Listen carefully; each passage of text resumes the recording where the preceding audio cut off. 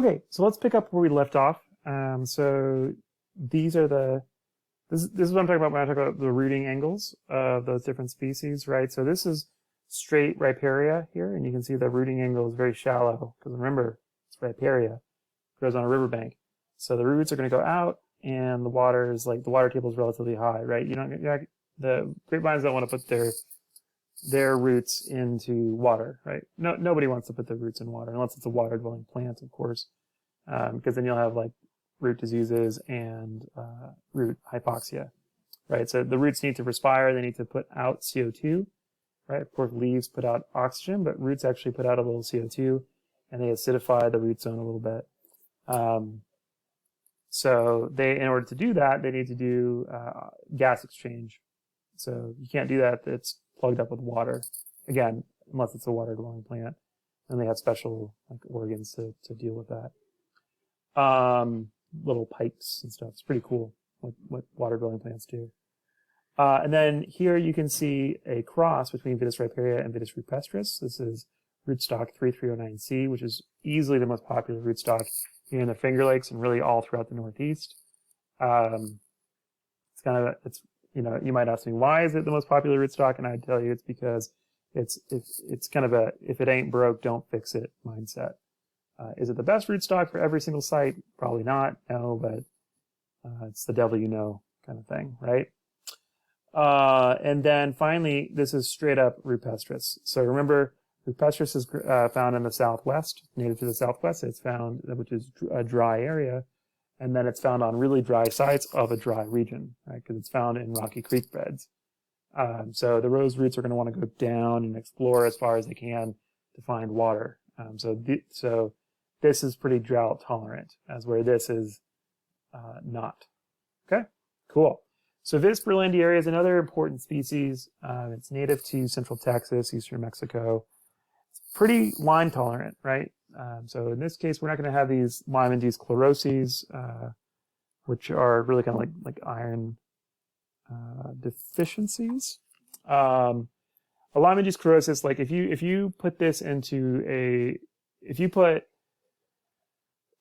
say like Vitis riparia into a soil with high active lime content, the vines will look chlorotic, but they'll look like also kind of like small, stunted, and they won't fruit properly.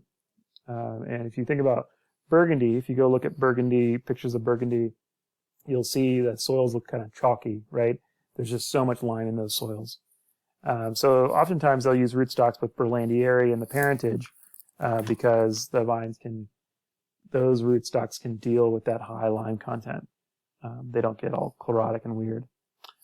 Their burlandieri is also quite drought tolerant and with a deep vertical root structure like Vitis rupestris. I would say probably burlandieri is probably even more drought tolerant than rupestris. Yeah, not very good on wet soils, and tends to kind of mature late as well, and also tends to be pretty kind of like a high vigor usually. But that depends on the site.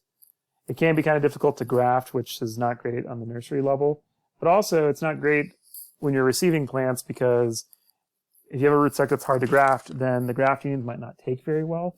And then you might put them in the ground and then the plants just kind of collapse. Like they'll start growing, but then they'll suddenly just collapse because the graft union isn't solid enough. What's cool about them is they can exclude potassium. So like I said in the earlier portion of this lecture, potassium, if your vine is uptaking a bunch of potassium, it can displace hydrogen protons and increase pH of the wine. And we are trying to keep our pHs in our wine kind of low for things like microbial stability, also like antioxidant. Like you want it the wine not to oxidize really quickly, and wines are going to oxidize quicker at a higher pH.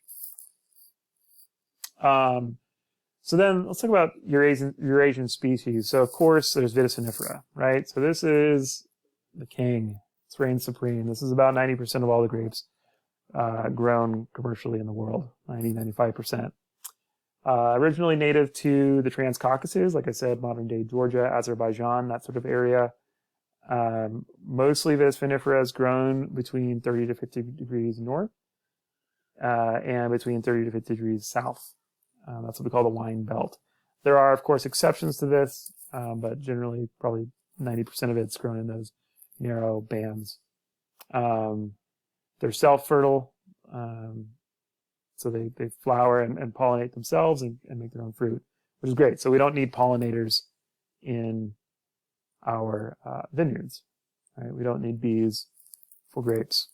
We don't need wind for grapes. It just does it on its own.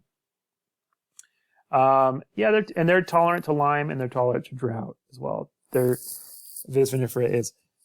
So you might ask me, okay, if Viticinifera is tolerant to lime, then why don't you plant in Burgundy on those lime soils? Why don't you just plant Viticinifera on its own roots? Phylloxera, right? So phylloxera came from North America to France in the late 1800s, mid to late 1800s, and then wreaked havoc and nearly destroyed their industry. I think it was something about 60 to 70% of vineyards in France had to get replanted just due to phylloxera.